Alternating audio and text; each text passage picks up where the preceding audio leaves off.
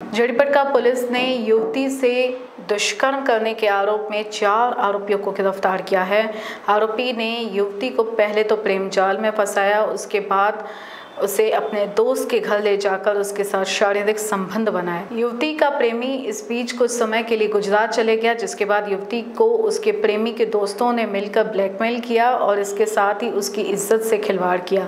परेशान युवती ने आरोपियों के खिलाफ जड़ीपटका थाने में शिकायत दर्ज कराई, जिसके बाद मामला दर्ज कर पुलिस ने आरोपियों को गिरफ्तार किया है। काल एक 18 वर्षाची मुलगी आमच्याकडे एक तक्रार घेऊन आली की तिथं 2 वर्षापूर्वी ज्या मुलासोबत प्रेमसंबंध होते त्या मुलाने त्याच्या मित्राच्या घरी तिला घेऊन गेला व तिच्यासोबत रिलेशन बनवले।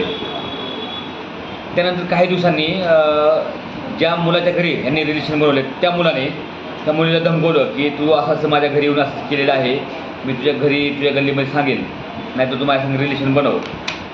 त्यांनी बळजबरीने त्या मुलीसोबत रिलेशन ठेवले।